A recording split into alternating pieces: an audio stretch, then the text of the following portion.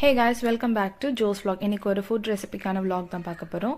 First வந்துட்டு குக்கரில் தான் நான் இன்னைக்கு செய்ய போகிறேன். குக்கரில் வந்துட்டு 2 டேபிள் ஸ்பூன் எண்ணெய் விட்டுட்டு ஹோல் ஸ்பைசஸ் சேர்த்ததுக்கு அப்புறமா வந்துட்டு ஒரு பெரிய வெங்காயத்தை வந்துட்டு ஸ்லைஸ் பண்ணி சேர்த்துக்கோங்க.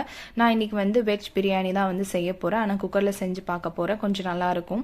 இதில் வந்துட்டு காரத்துக்கு ஏற்ற மாதிரி மிளகாய் சேர்த்துக்கோங்க. எங்கள் வீட்டில் வந்துட்டு மிளகாய் அதிகமாக சாப்பிட மாட்டாங்க, அதனால கம்மியாக சேர்த்துக்கிறேன்.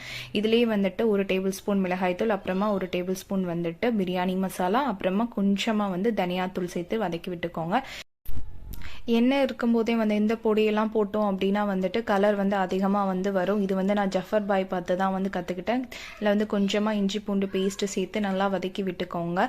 இது கூடவே வந்துட்டு புதினா அப்புறம் மல்லி இலை சேர்த்து நல்லா வதக்கிட்டுக்கோங்க. அதுக்கப்புறமா வந்துட்டு நான் இதில் 2 பெரிய தக்காளி வந்து சேர்த்துருக்கேன். தக்காளி நல்லா சேர்த்ததுக்கு அப்புறமா வந்து கூடவே வந்து தேவையான காய்கறியும் சேர்த்துக்கோங்க.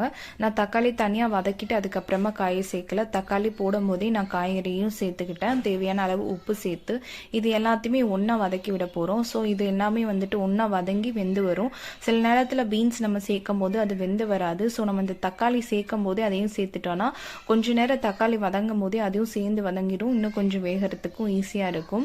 நான் இன்னைக்கு 2 டம்ளர் அளவுக்கு பாஸ்மதி ரைஸ் எடுத்திருக்கேன். 2 டம்ளர் அளவுக்கு இருக்கும்போது 1 டம்ளருக்கு 1 டம்ளர் அளவுக்கு தண்ணி சேர்த்துக்கோங்க. உப்பு வந்து டேஸ்ட் பண்ணி பார்க்கும்போது கொஞ்சம் அதிகமாக இருக்க மாதிரி இருக்கணும். அப்போ தான் வந்து வெஜ் பிரியாணியில் வந்து ரைஸ்லாம் வெந்து வரும்போது சூப்பராக இருக்கும். இதுக்கப்புறமா வந்து குக்கர் போட்டு கரெக்டாக 15 மினிட்ஸ்க்கு அப்புறமா வந்து சிம்மில் வச்சு நம்ம இறக்கிடலாம். குக்கர் வந்து கரெக்டாக 15 மினிட்ஸ் நீங்கள் வாட்சில் டைமர் வச்சுக்கோங்க. கரெக்டாக 15 மினிட்ஸ்க்கு அப்புறமா வந்துட்டு நான் குக்கரை வந்து உங்களுக்கு நான் ஓப்பன் பண்ணி காட்டுறேன். சூப்பராகவே வந்துருந்துச்சு. நீங்கள் நல்லா பார்த்தாலே தெரியும், கலரும் இருக்கும். அதே மாதிரி உள்ளே இருக்க ரைஸுமே வந்துட்டு ரொம்ப குழஞ்சும் போகாமல் ஒன்றோட ஒன்று ஒட்டாமல் சூப்பராகவே வந்துருந்துச்சு. இது கூட வந்து நீங்கள் ரைத்தா இல்லை கத்திரிக்காய் இல்லைனா எக் அந்த மாதிரி எதாவது கிரேவி வச்சு சாப்பிட்லாம். இல்லை வேறு எதாவது சாப்பிட்டாலுமே இது சூப்பராக இருந்துச்சு. எங்கள் வீட்டில் இந்த ரெசிபி எல்லாருக்குமே ரொம்ப பிடிச்சிருந்துச்சு. கண்டிப்பாக வீட்டில் ட்ரை பண்ணி பாருங்கள்.